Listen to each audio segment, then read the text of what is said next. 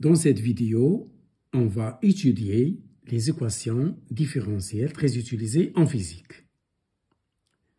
Donc, durant toute cette étude, la variable, c'est le temps t.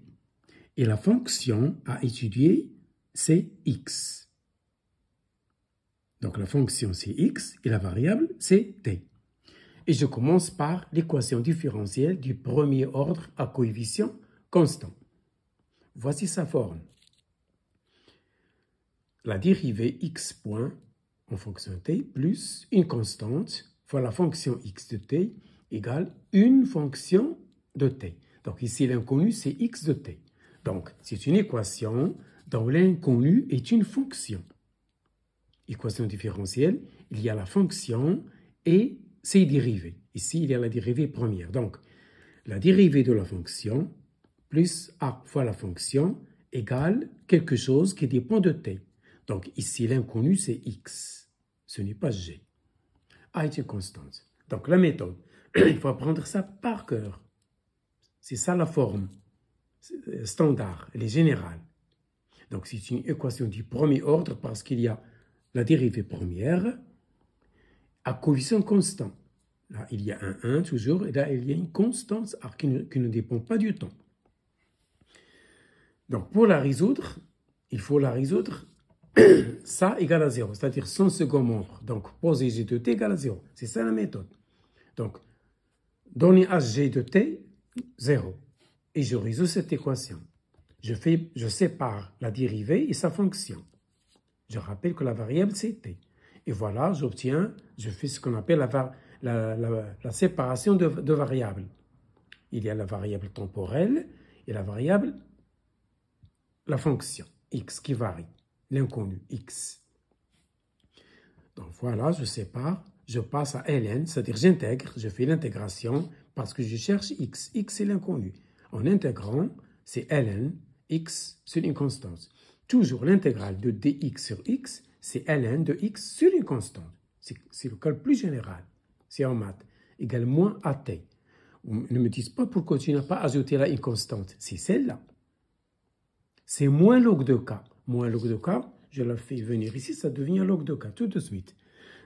D'où la fonction son second membre, elle a cette forme. X égale k e moins at. Ça y est? K e moins at. Ça, c'est l'équation son second membre. Si je veux la solution totale, il faut que je résolve l'équation avec second membre. Donc, pour trouver la solution particulière, ça s'appelle la solution particulière, c'est-à-dire avec second membre, on utilise la méthode de Lagrange, ou bien la variation de la constante. La variation de la constante, c'est comme un paradoxe. Une constante ne varie pas, mais on va faire varier une constante. C'est la méthode de Lagrange, pour trouver la solution particulière, c'est-à-dire avec second membre. Et qu'est-ce que je fais donc?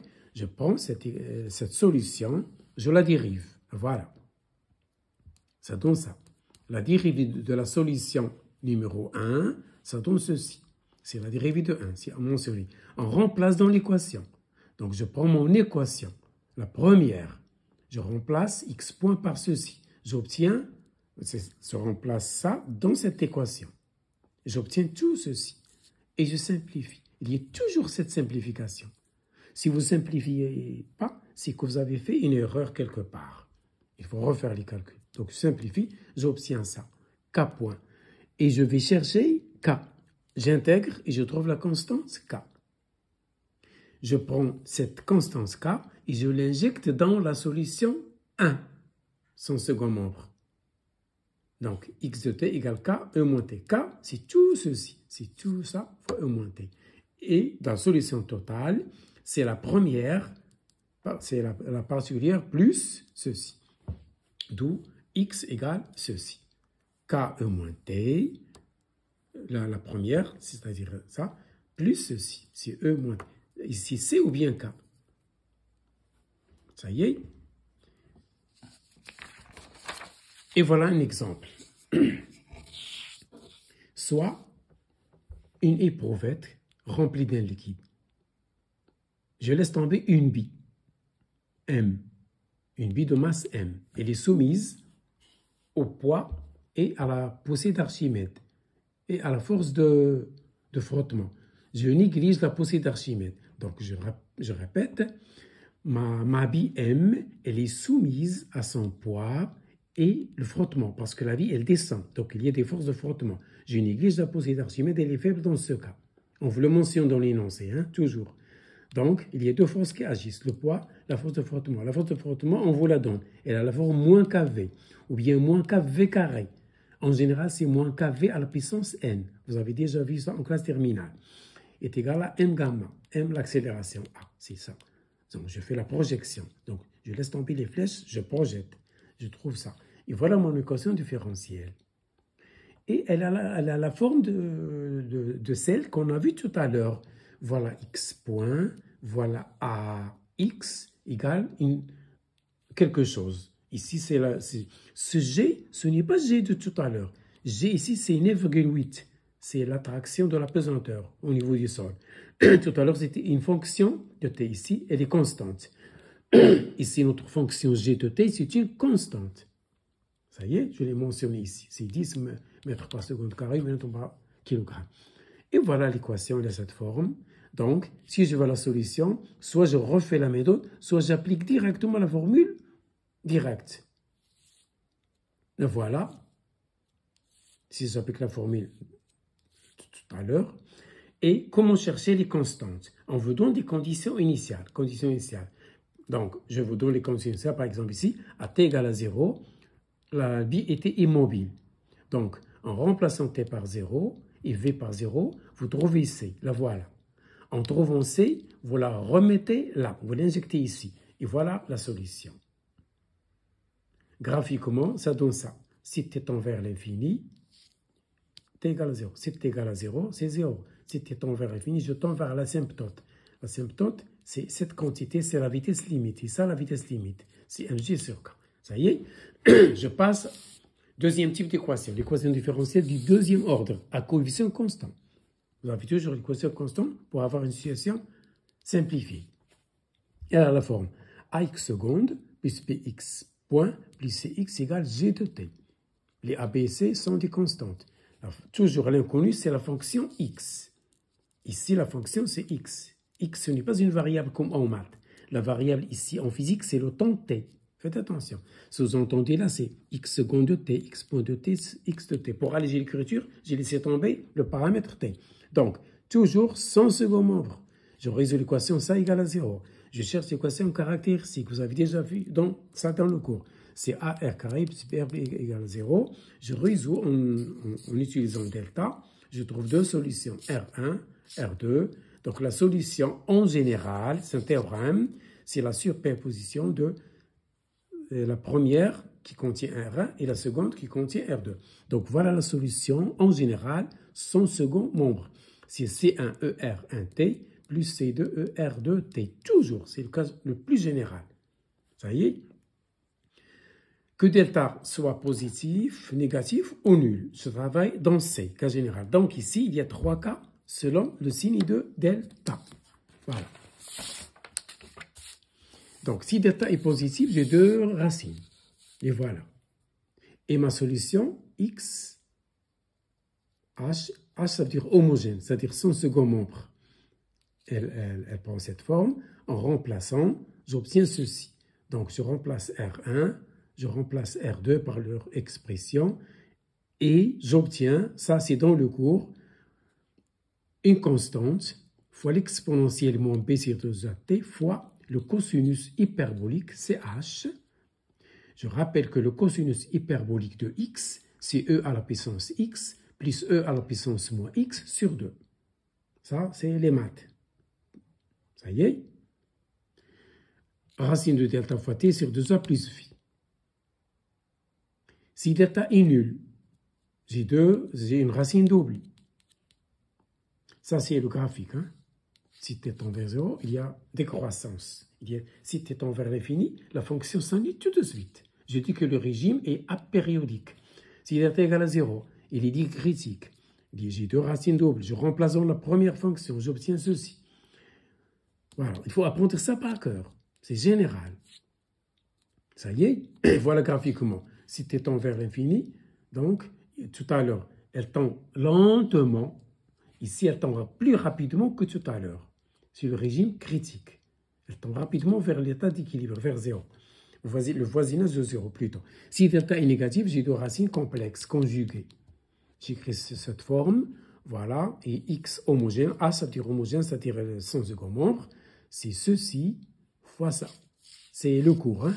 Ou bien l'exponentielle, il faut toujours mettre moins b sur 2a, toujours, fois une constante c ou bien k. Cosinus, racine de moins delta 2 t plus la phase phi. C'est ça la solution dans le cas où delta est négatif. Et voilà la représentation graphique. C'est une sinusoïde qui s'amortit dans le temps. Donc on peut calculer la pseudo-période en prenant les deux sommets, par exemple. Donc c'est un régime pseudo-périodique. Donc il y a trois régimes. Apériodique, critique, pseudo-périodique, selon le signe de delta. Et voilà. Et je dois résoudre l'équation avec second membre, comme tout à l'heure. Ça, c'est sans second membre, avec second membre. Donc, c'est-à-dire qu'il faut chercher une solution particulière. Voilà, qu'est-ce que je fais? Il faut que je vois la forme de g de t. Si g de t est un polynôme de degré n, alors la solution particulière est un polynôme du même degré n. Il a cette forme. La solution, c'est un polynôme de degré n. Si c est différent de 0. Si c égale à 0, le polynôme a un degré n plus 1. Si les deux b et c sont nuls, le polynôme augmente d'un degré, c'est 1 plus 2. Je vais vous donner tout à l'heure un exemple rapide. Si g de t est une fonction circulaire, c'est-à-dire sinusoïdale, cos ou sine, alors la solution particulière, elle a cette forme. Il y a deux nouvelles constantes qu'il faut déterminer. Remarquez, je conserve le même oméga. Ce sont ces constantes qui changent. Tout à l'heure, j'ai A phi, ici c'est B psi. Voilà. Si g de t a la forme E moins E à la puissance lambda t, ou bien E lambda t fois un polynôme, ou bien E lambda t fois une fonction circulaire. Ça, c'est le cours. Il faut connaître ça par cœur. Si, c'est le cours. Alors, dans ce cas, la solution particulière, elle a cette forme. Un polynôme, z de t, faut toujours E lambda t. Il y a toujours ce terme. D'où la solution G générale, c'est la solution homogène, c'est-à-dire sans second membre, plus la solution particulière. Cette solution particulière dépend de la forme de G de t. Est-ce que c'est un polynôme ou une fonction trigonométrique, ou bien un polynôme fois un exponentiel, ou bien un exponentiel fois une fonction trigonométrique. Et voilà un exemple, et on va terminer tout de suite. Voilà, résoudre cette équation différentielle. Elle est du second membre, du second degré avec second membre. Elle est du second degré avec second membre. X égale f de t. Ça y est, voilà, je cherche l'équation caractéristique. Je trouve deux racines. Voilà la solution sans second membre, c'est-à-dire homogène. Je dois chercher x particulière, c'est-à-dire le second membre. Voilà. Et avec second membre, donc le second membre, il a la forme P de T, ECT. Ici, C égale à 0, dans notre cas. Donc, X de P, la solution particulière, elle a cette forme. C'est un polynôme de degré 2. Donc, il faut chercher M, N et K. Ça y est? Voilà. Et je termine. Donc, la X particulière, elle a cette forme. Donc, je remplace dans l'équation mon polynôme. Voilà. Faites attention au calcul. Je trouve M égale ceci, N et K. Et voilà ma solution totale. C'est l'homogène plus la particulière. Un autre exemple, et je termine là. Voilà une fonction, une équation différentielle du second ordre, avec second membre. Donc, je résous ça égale à 0. L'équation caractéristique, ça me donne R1, R2. Donc, voilà l'équation homogène. Or, cosinus, c'est ça, d'après les formules de l'air. Un nombre complexe plus un conjugué égale 2 fois cos. N'oubliez pas ça. D'où, donc, x égale ceci. Dans l'équation, je remplace, voilà, c'est des calculs, et je trouve m égale, n égale. D'où la solution homogène, c'est celle-là. Donc, ça se réduit à ce terme. Et je déduis rapidement la solution générale, c'est son second membre plus ceci. Pour déterminer les constantes C1 et C2, on veut donc des conditions initiales ou bien aux limites. Voilà, c'est mentionné là. Les constantes dépendent des conditions initiales imposées ou bien les conditions aux limites. Et voilà pour aujourd'hui.